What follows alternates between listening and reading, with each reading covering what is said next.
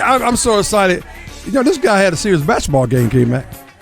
Who? Oh, yeah. I mean, this guy got to my left You ever over play here. with him? Oh yeah, but now he didn't pass the ball that much. He was saying, Oh, he'll say the hell same no. thing about me. Hey, he was saying the same thing about me. Look at that's a pot collar kettle black. You know, hey, if the ball was round, I was in range. Hold on. I was in range if the ball was round. So Because you know, I'm the official scorekeeper on this. right. Cause the tally ain't looking good for you right now. So look, I'm gonna ask him once we get him on air. Okay. Right now, Yeah. I won't tell you how close you are to being 50-50, but it ain't looking good for you right now, Reese. But he did play college at Wofford College. I mean, he play basketball at Wofford College in South Wofford? Carolina. Yes. Terriers? That's right. That's right. Matter of fact, I'm going. They play Carolina this year. That's why you nervous. Got the Terriers up Yeah, here. because you know y'all scared of the Every time terriers. he around the tar heels, I get a little nervous.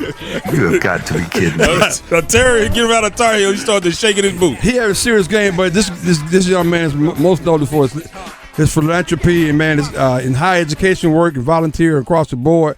And he is the Service Year Director at the Institute for Emerging Issues at North Carolina State University. My friend Darryl Lester, welcome to Sports Shop, my friend. What's going on, man? Good morning. Going Good on, morning, brother Reese Lester? K-Mac. Good morning. Morning. Man, so, you know, of course, we met a long time ago in basketball. I really got involved with some of the work you was doing in philanthropy and giving circles.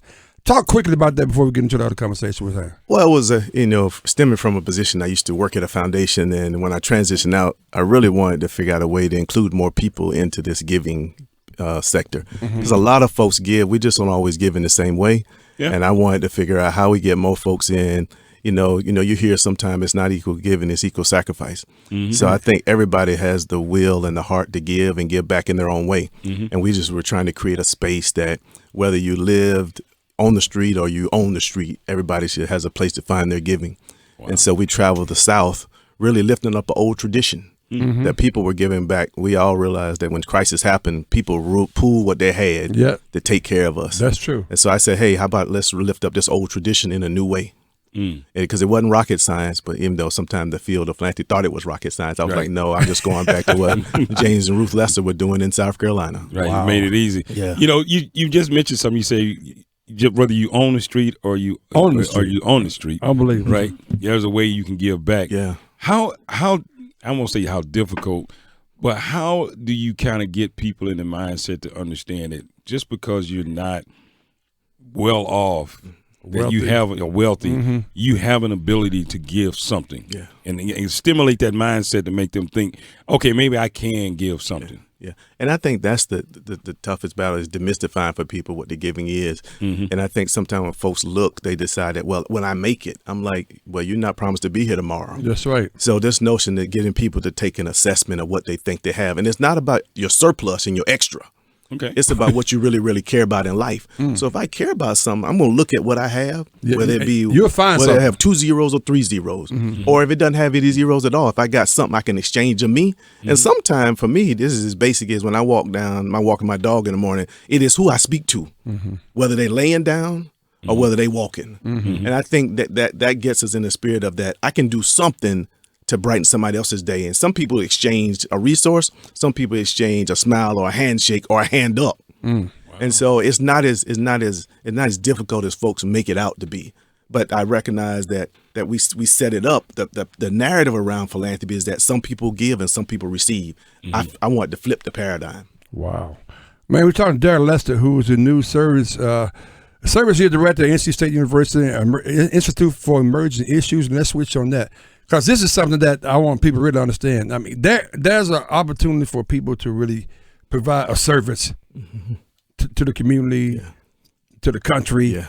Talk about what a service year. When we finish something and when we go to something else, that time to help us think about how we give back and how we are useful to our communities is a good space for everybody. Yes. Whether I came out of the neighborhood, or whether I was somebody that came in to do the service. Sure. Everybody needs that time to kind of figure it out. And what we're finding is that good work skills come out of that. When I go to somebody's job, I can connect with people better. Yes. I'm working in groups better. Sure. But also we're finding that the leaders who are leading government and other spaces come with different leadership skills because they've done a year of service. Exactly. Right. Exactly. We're talking with Darryl Lester, the new Service Year Director. Just hearing you talk is just making me think, just inspiring me. You talk about Talk about the ability to be able to get to young people early on and talk and instill in them a mindset of philanthropy and what it could be, not what they've been told it is. Yeah. Well, my dad taught me, who served in the Vietnam and Korean War, came back to South Carolina, was an entrepreneur. My mom was a tailor. They always taught me, she always said, my mom said, if your mind can perceive it, your behind can achieve it. Right. And so we've all heard that one. Yeah. So this notion that with young folks is when you're talking to them and you're exploring with them is that you don't talk to them as if they're on the deficit side. You talk to them as if they have assets. Right. And I think sometimes we talk to some kids if they got assets and some kids as if they're the deficits. So I wanted to frame it in a way to say, hey, when you leave your house in the morning, you going to school, there's an opportunity for you to think about what you have to give back with. And so I think starting early on, and schools are doing it. Schools are doing it. They call it mandatory community service, right? For some that's kids. right. Yeah. All of the colleges make it mandatory for them. Yes. So the question is that does that serve as sometime a block for some kids saying, well, I had to do it in high school and college. Am I going to do it now? And I'm saying to them, when you decide to go and do long-term service, it's not like you go one day to the shelter and you go back again the next year. Right. Yep. For these folks, they're going every day doing service, so they get to see the benefits of their giving. They see change, and so that lets folks know is I think we all go and we do relief work. If somebody's hungry, I want to give them some food. Right. The question becomes, when I've gone there enough, I begin to ask a deeper question. Why are so many folks in that condition?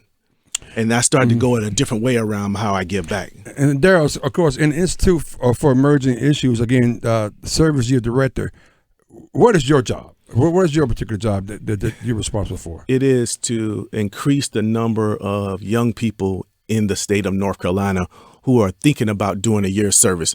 That's whether coming out of high school and going to some type of service program to do their work for a year before they go to college, or if I'm completing college and I'm finished, that gap year, spending that year of service. But we're finding also that some of the kids that go to some of our institutions have a stop out. Crisis happened during the semester.